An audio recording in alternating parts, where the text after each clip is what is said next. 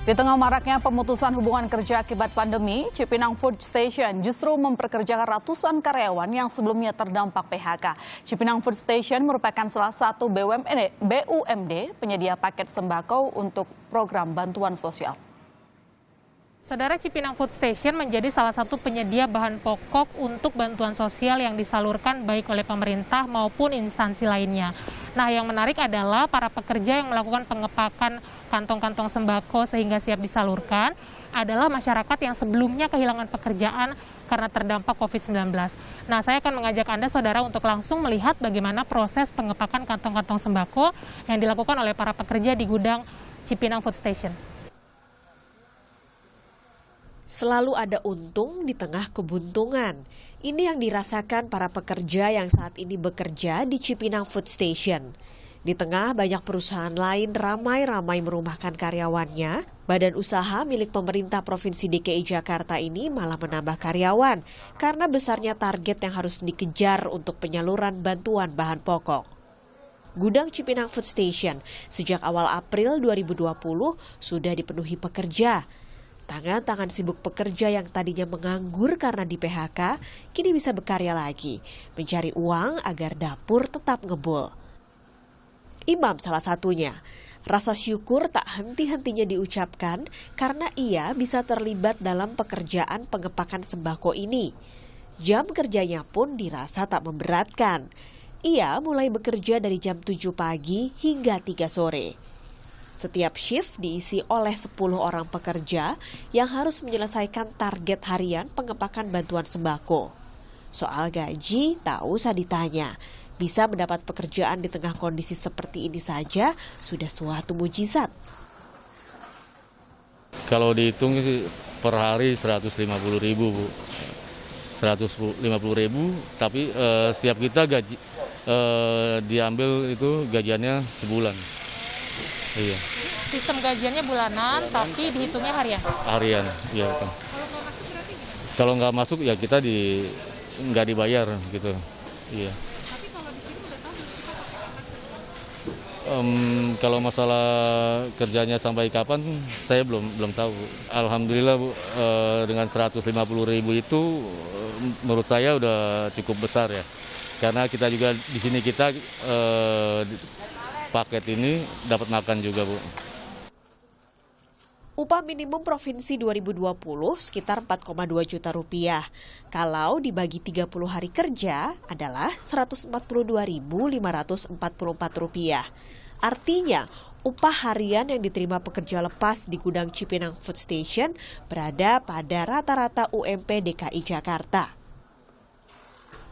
Saat ini, Cipinang Food Station menambah 200 karyawan, sehingga total ada 500 karyawan mengejar target 3 juta paket bantuan sembako yang harus segera didistribusikan kepada masyarakat yang membutuhkan.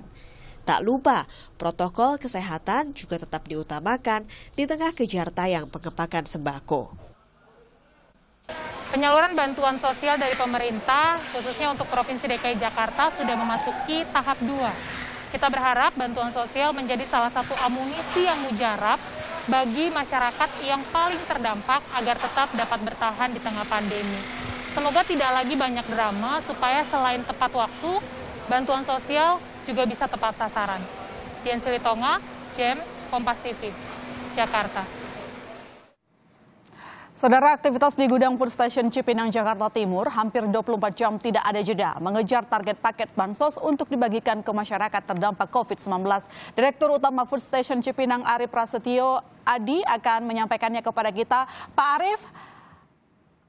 Selamat pagi, Mas. Selamat pagi, Pak Arif. Terima kasih dengan bergabung dengan Kompas Bisnis. Pak, sampai kapan order bansos dari pemerintah yang dikerjakan Food Station?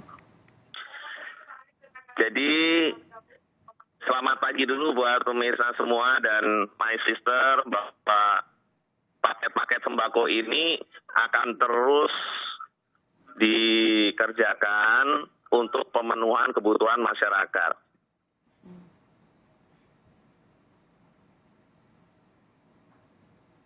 Iya, kira-kira bagaimana proses penyalurannya, Pak? Lalu kemudian sistem pembayaran dari pemerintah, skemanya mungkin dielaborasi?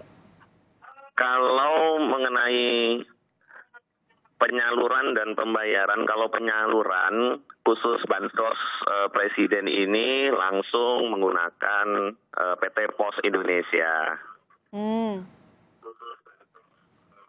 Dari catatan di food station sendiri, berapa kira-kira yang selalu disalurkan per harinya, Pak? Target kami kalau periode ketiga ini 40.000 pak sehari. Kalau sebelumnya itu kita menyampai 30.000 paket. Jadi Pak Menteri Sosial meminta untuk mempercepat pengiriman. Oke, kalau secara detail nih Pak, misalnya untuk kebutuhan 15 hari ini, berapa ton beras yang dibutuhkan? Dari mana saja asalnya?